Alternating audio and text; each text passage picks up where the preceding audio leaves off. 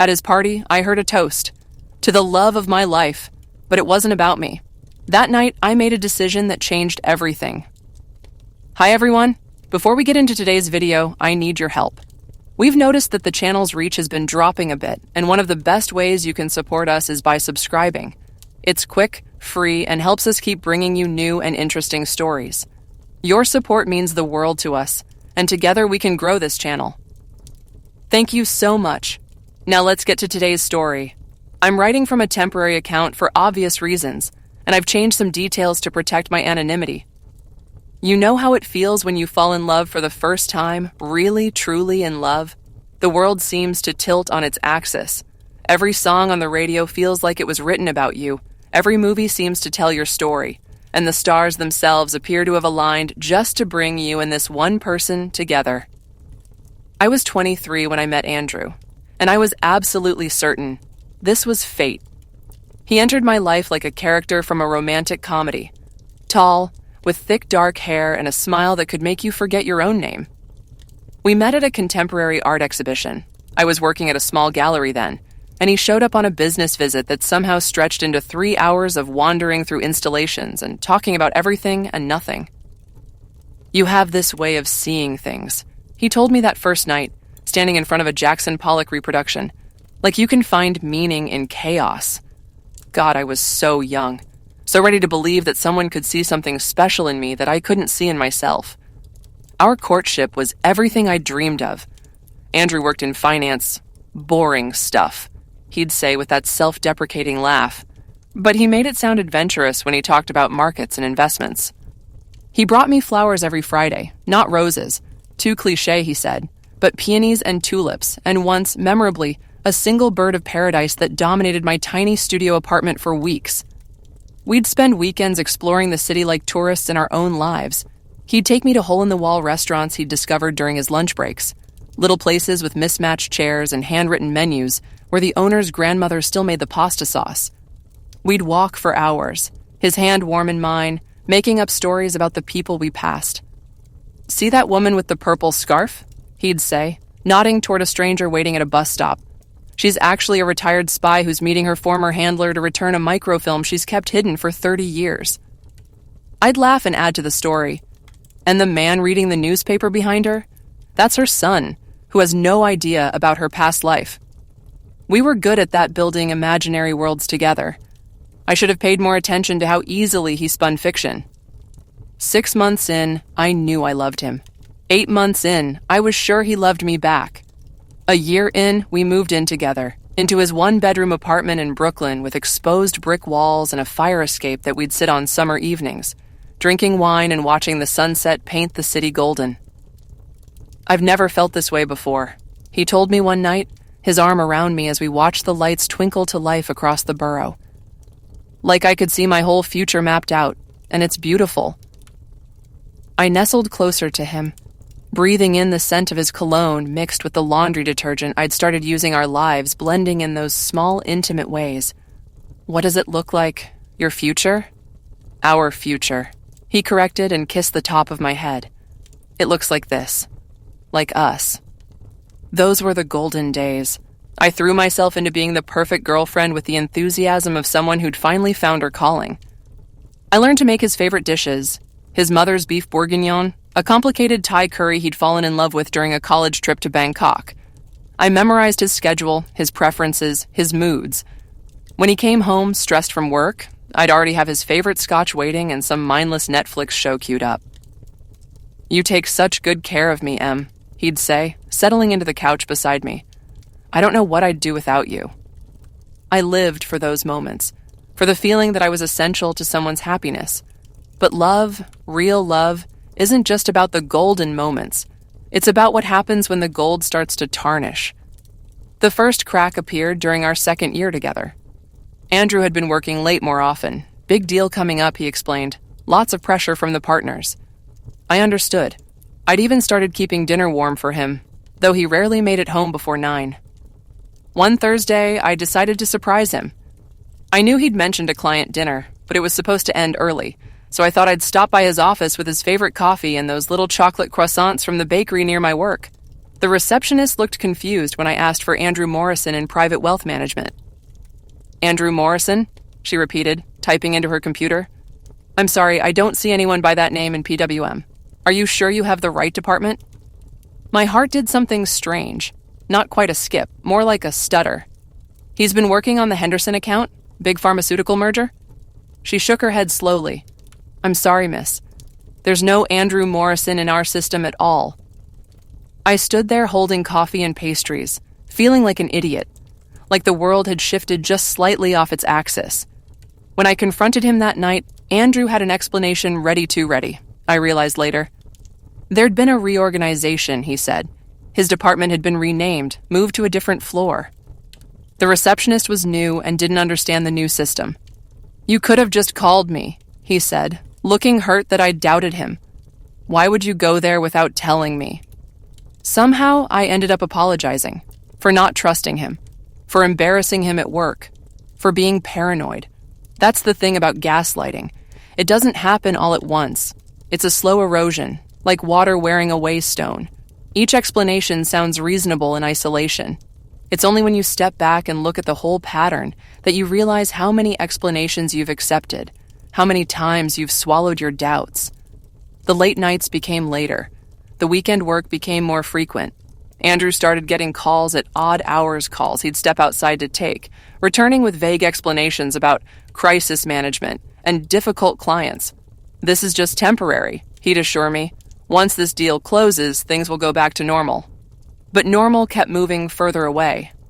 I started noticing other things. The way he'd angle his phone away when texting. How he'd changed his laptop password for security reasons, he said. Company policy. The fact that he no longer wanted to go to the little restaurants we'd discovered together. I'm tired of those places, he'd say when I'd suggest our old favorites. Don't you want to try something new? New restaurants meant places where no one knew us, where we could sit across from each other like strangers. Him checking his phone every few minutes while I pushed food around my plate and wondered when we'd stop talking. Still, I held on. Love makes you resourceful in the most pathetic ways. I started planning special evenings, cooking elaborate meals, buying expensive wine, wearing the lingerie he used to say drove him crazy. I organized surprise weekend getaways, tickets to shows he'd mentioned wanting to see, small gifts that referenced inside jokes he no longer seemed to remember. You don't have to do all this, he'd say, but not in a way that sounded grateful. More like I was making him uncomfortable, like my efforts were somehow too much. I want to, I'd insist. I love taking care of you. And I did, even as he became more distant, more irritable, more absent even when he was sitting right next to me. I loved him. I loved him desperately, the way you love something you can feel slipping away. The worst part was how he made me doubt my own perceptions. When I'd mention that he seemed distracted, he'd accuse me of being needy. When I'd ask about his work, he'd say I was being controlling. When I'd suggest we spend more time together, he'd remind me that relationships needed space to breathe. You're being paranoid, Em, became his favorite phrase. Everything's fine. Why can't you just trust me? So I tried to trust him. I pushed down the voice in my head that whispered something was wrong. I made excuses for him to my friends when he canceled plans at the last minute. I smiled and nodded when my sister asked if everything was okay, because admitting that it wasn't felt like admitting I'd failed at the one thing I was supposed to be good at. By our 3rd year together, I was walking on eggshells in my own relationship. I analyzed every conversation, every gesture, every expression on his face, looking for clues about his mood, his feelings, his plans. I had become a detective in my own love story, and the mystery I was trying to solve was whether the man I loved still loved me back. The answer, I knew deep down, was no. But knowing something and accepting it are two very different things. Things came to a head, or what I thought was a head, during the holidays of our 3rd year. Andrew had been especially distant, claiming work stress related to year-end reports and bonus negotiations. He'd been working through weekends, canceling plans, barely speaking to me except to ask if I'd picked up his dry cleaning or paid the electric bill. I decided to throw him a surprise party for his birthday in January. A small gathering, just his closest friends and a few colleagues. I spent weeks planning it, booking his favorite restaurant's private dining room, coordinating with his friends, even reaching out to his college roommate who lived in Chicago. "Are you sure Andrew wants a party?" asked Marcus, his best friend from college, when I called to invite him. "He's been pretty, I don't know, weird lately, like he's got something on his mind." "That's exactly why he needs this," I said. "He's been under so much pressure. I think being surrounded by people who care about him will remind him that there's more to life than work." Marcus was quiet for a moment. "Emma, I have to ask, are you guys okay? The last few times I've talked to him, he's been kind of what? I don't know, different, like his head's somewhere else." I forced a laugh. "He's just stressed. This party will be perfect. You'll see." Planning the party gave me purpose. It felt like something concrete I could do, a way to prove my love that couldn't be misinterpreted or dismissed. I made lists and checked them twice. I chose a menu that included all his favorite foods. I created a playlist of songs that meant something to us, or that had meant something to us once. The night before the party, Andrew came home at nearly 11 p.m., looking exhausted. "How was work?" I asked, the question I'd asked every night for 3 years. "Fine," he said, not meeting my eyes. "Long day." He went straight to the bathroom for a shower, and I sat on the bed listening to the water run, trying to convince myself that tomorrow would change everything, that seeing how much effort I'd put into celebrating him would remind him why he'd fallen in love with me. The party was on a Saturday night. Andrew had been told it was just dinner with a few friends. I'd managed to keep the surprise element intact, despite having to coordinate with a dozen people. When we walked into the private dining room and everyone shouted, "Surprise!" his face went through a series of expressions I couldn't quite read. Shock, yes, but also something that looked almost like panic. "Emma," he said quietly, pulling me aside, This is a lot." "I wanted to do something special," I said, suddenly uncertain. "It's your birthday." "I know, but..." He looked around the room at the faces of his friends, his colleagues, the decorations I'd hung, the cake I'd ordered with his favorite chocolate with salted caramel. "I just wasn't expecting." "Expecting what? For your girlfriend to throw you a birthday party?" He didn't answer. Instead, he pasted on a smile and moved into the crowd, accepting hugs and handshakes and birthday wishes. I watched him work the room, charming and gracious, and told myself the panic I'd seen had been my imagination. The evening proceeded better than I'd hoped. People were laughing, sharing Andrew's stories, toasting to his health and happiness. I felt proud of the party, of him, of us. This was what a relationship should look like, I thought. Surrounded by friends who cared about you, celebrating life's milestones together. I was refilling the wine glasses when I overheard Marcus talking to Andrew near the windows. "So, when are you going to tell her?" Marcus was saying in a low voice. "Tell her what?" Andrew's response was equally quiet, but I could hear the tension in it. "Come on, man. You can't keep this up forever. It's not fair to anyone." My hand stilled on the wine bottle. I pretended to be focused on pouring, straining to hear over the conversation and laughter around us. "It's complicated," Andrew said. "It's not complicated. You're in love with someone else. Either break up with Emma or break up with Rebecca, but you can't keep doing this." Rebecca. The name hit me like a physical blow. I actually swayed on my feet, wine sloshing over the rim of the glass I was holding. "Keep your voice down," Andrew hissed. "I'm tired of watching this, Andrew. Emma's a good person. She doesn't deserve this." "You think I don't know that? You think this is easy for me?" I set down the wine bottle with shaking hands and moved away from them, my heart hammering so hard I was sure everyone in the room could hear it. Rebecca. There was someone named Rebecca. The rest of the party passed in a blur. I smiled and laughed and thanked people for coming, all while feeling like I was watching myself from outside my body. Andrew seemed to relax as the evening went on, drinking more than usual, his arm around me when people took photos, whispering, "Thank you," in my ear when people complimented the party. But I kept thinking about that name, Rebecca. The moment that would change everything came at the very end of the night. Most people had left, just a few stragglers finishing their drinks. Andrew had had quite a bit of wine more than I'd seen him drink in months. He was loose, happy, more like the man I'd fallen in love with than he'd been in ages. Someone, I think it was his colleague David, raised his glass for one final toast. "To Andrew," David said, "and to the birthday boy finding exactly what makes him happy." Andrew stood up, swaying slightly, his own glass raised. His cheeks were flushed, his eyes bright. He looked around the room at the faces of his friends, and his expression grew soft, almost tender. "You know what?" he said, his voice carrying clearly across the now quiet room. "I want to make a toast, too." My heart lifted. This was it, the moment I'd been waiting for without realizing I was waiting for it. The public declaration, the acknowledgement of what we meant to each other. Andrew cleared his throat, his glass catching the candlelight. "I want to toast to love," he said, and several people made appreciative sounds. To finding the person who makes everything else make sense. To waking up every morning excited about the day because you get to share it with someone who sees the world the way you do. I felt tears prick my eyes. This was beautiful. This was perfect. To late-night conversations that last until dawn, he continued. To someone who laughs at your terrible jokes and makes you want to be a better person.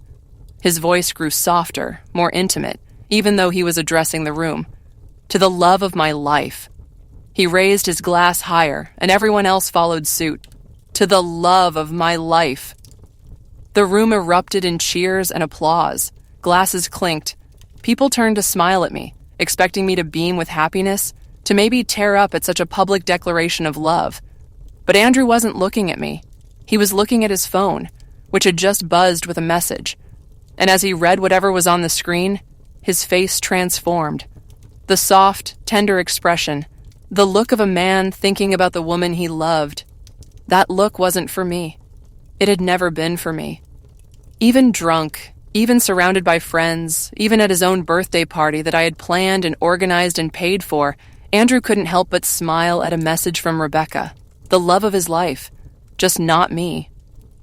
I stood there holding my wine glass, surrounded by people congratulating me on having such a romantic boyfriend, and I felt something fundamental shift inside me. Not breaking implies something sudden and dramatic.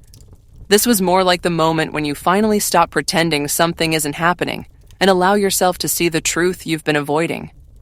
The truth was that I had spent 3 years loving someone who was, at best, fond of me.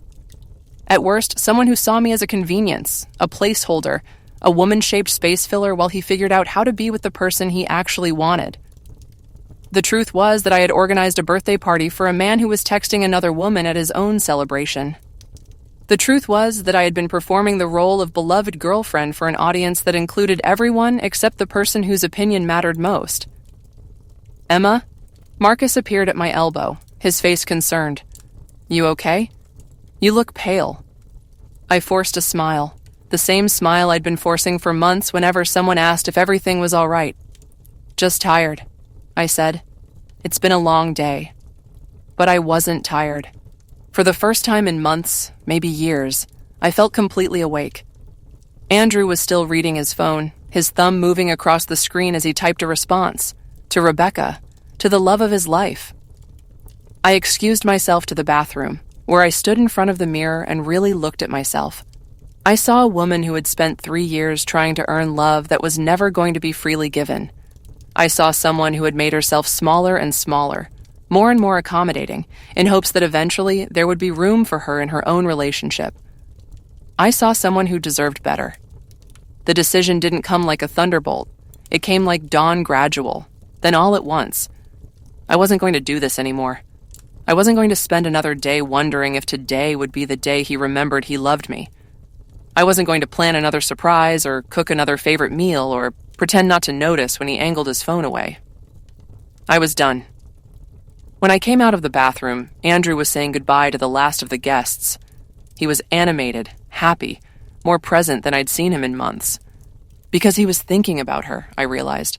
Because he was planning to see her, to be with her, as soon as this obligation, this party with his girlfriend was over. "That was amazing, Em," he said when we were alone, wrapping his arms around me. "I can't believe you put all that together. Thank you." He kissed me, and it felt like a goodbye kiss, though I don't think he meant it that way. It felt like something ending. "You're welcome," I said against his lips, and meant it. Because in a strange way, I was grateful. grateful for the clarity, grateful for the final push I'd apparently needed. We went home to his apartment, which had never really become our apartment, I realize now. I had lived there, kept my clothes there, paid half the bills, but it had always remained fundamentally his space, with me as a long-term guest. Andrew fell asleep almost immediately, exhausted from the party and the wine and probably from the effort of pretending to be happy to be celebrated by someone he no longer loved. I lay awake beside him, listening to him breathe, and planned my exit. It wasn't going to be dramatic. I wasn't going to scream or throw things or demand explanations I already knew I wouldn't believe.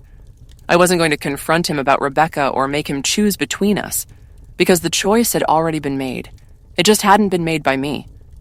I was going to leave quietly, with dignity, and with enough grace that I could look back on this moment without cringing.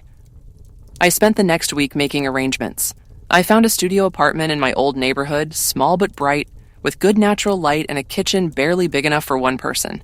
Perfect for a new beginning. I put down the deposit and signed the lease without telling Andrew I was looking. I opened my own bank account for the first time in 2 years. I'd let our finances become entangled in the way couples do, with shared credit cards and automatic transfers. Untangling them was more complicated than I'd expected, but also liberating. Each financial thread I cut felt like reclaiming a piece of myself. I made lists of what was mine and what was his, going through our shared belongings with the cold efficiency of someone dividing an estate. The books were easy. He'd never been much of a reader. The kitchen things were mostly mine. I was the one who cooked. The artwork we'd bought together, that was harder. But I decided to leave most of it. I wanted to start fresh. The hardest part was deciding what to say. How do you end a 3-year relationship with someone who hasn't technically done anything wrong? Who has never lied to you directly, never cheated as far as you know, never been cruel or abusive? How do you explain that you're leaving because of a toast that wasn't about you, because of a name overheard at a party, because of the way he smiled at his phone? How do you say, I'm leaving because you don't love me, without sounding pathetic? In the end, I decided to keep it simple. I waited until the following Saturday. Andrew was working, of course, another weekend crisis, another urgent client matter. I packed my clothes and books, my laptop, and the few pieces of art that were definitively mine. I left a note on the kitchen counter next to his coffee maker. Andrew, I've moved out.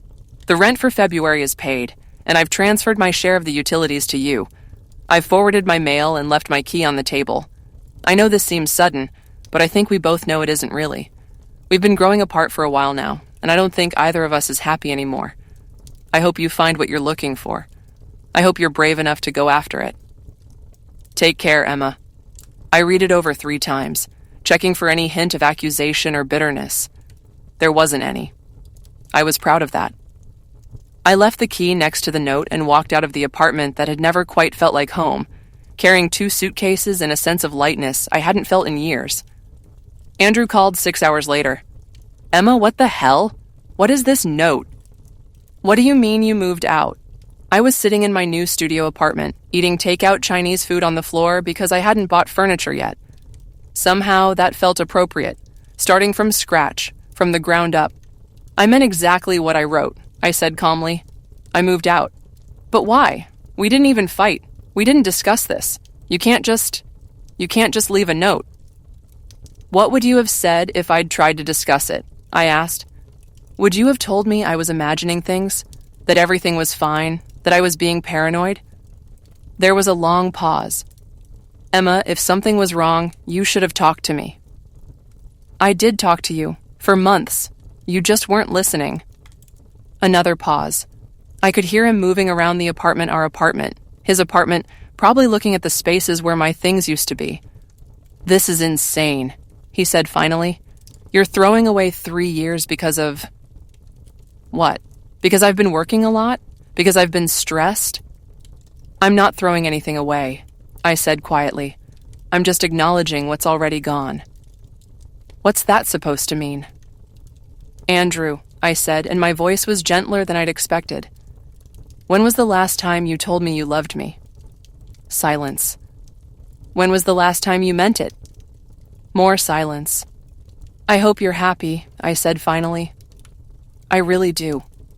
But I'm not going to pretend anymore. I hung up before he could respond. He called back twice, but I didn't answer. He texted a few times over the next few days, angry messages, then confused ones, then something that might have been apologetic. I didn't respond to any of them. There wasn't anything left to say. The funny thing about ending a relationship that's been slowly dying is how quickly you start to feel alive again. Within a week, I was sleeping better than I had in months. I bought plants for my apartment and actually remembered to water them. I started cooking again.